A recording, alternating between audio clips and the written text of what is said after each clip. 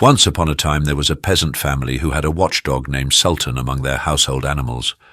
The dog grew old, and thinking that he could no longer properly attend to his duties, the peasant chased him away.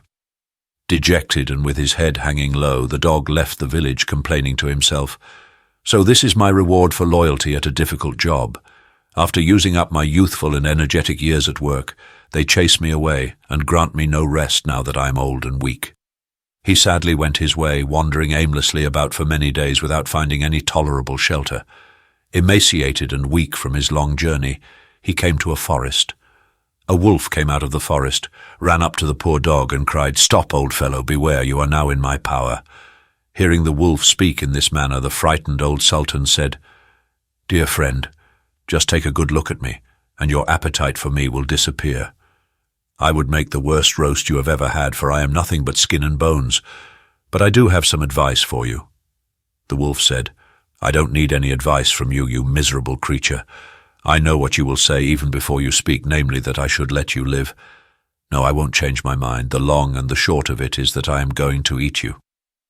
To this the dog answered, "I wouldn't think of asking that of you, for I do not want to live any longer. Bite away as long as you want to.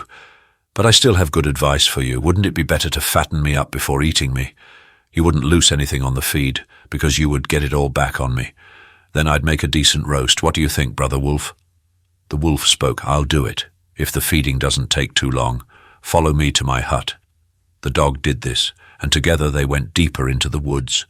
Arriving at the hut, Sultan crept inside, while the wolf went forth to hunt some game for the weak dog.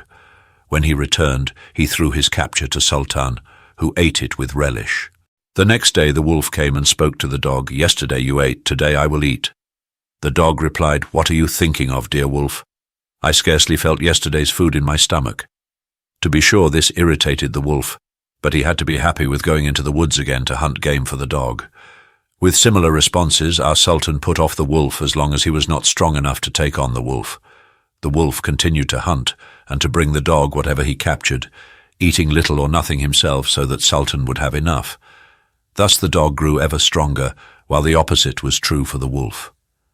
On the 6th day the wolf came to the dog and spoke, "I believe that you are ready now." Sultan answered, "Yes, indeed, to be sure, I feel so well that I will take you on unless you set me free." The wolf spoke, "You are joking. Just think, I've been feeding you for 6 days now, while eating nothing myself. Now am I to go away with nothing? That will never do." To this Sultan responded, "You are partially right, but does that give you the right to eat me up?" "That is the right of the strong over the weak," answered the wolf. "Right on," replied the dog, "and thus you have pronounced judgment on yourself." With these words he made a daring leap, and before the wolf knew it, he was lying on the ground, overpowered by Sultan. "Because you allowed me to live, I will not kill you immediately, but rather submit your life to fate. Choose 2 companions, and I will do the same. Tomorrow come to this place in the woods with them, and we will settle our dispute." The 2 separated to seek out their fellow warriors.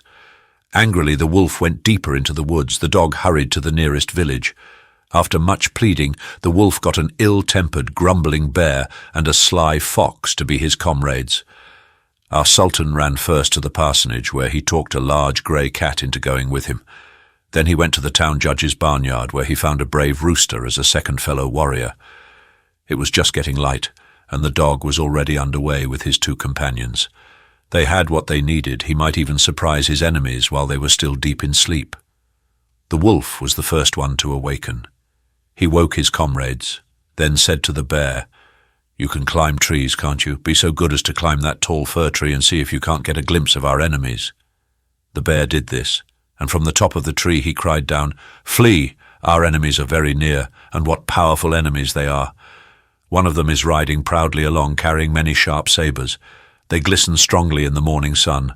Another one is walking stealthily after him, pulling a long iron rod behind. Woe unto us." The fox was so frightened at these words that he decided it would be advisable to make himself scarce. The bear hurriedly climbed down from the tree and crept into some thick brush, so that only the tip of his tail was showing. The enemy was now at hand. The wolf, seeing that his friends had deserted him, tried to get away, but Sultan confronted him. One leap, and the dog had the wolf by the back of his neck, and he finished him off. Meanwhile, the cat noticed the tip of the bear's tail moving in the brush. Hoping to catch a mouse, she snapped at it. Terrified, the bear jumped from his hiding place and fled in all haste up a tree, where he thought he would be safe from the enemy.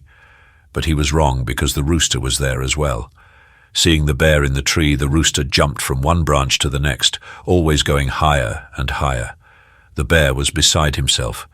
Terrified, he fell from the tree and lay there stone dead. And thus the battle ended. The news of the brave deeds of Sultan and his companions spread far and wide, also to the village where Sultan had formerly served. As a consequence, the peasant family took back their loyal watchdog and cared for him,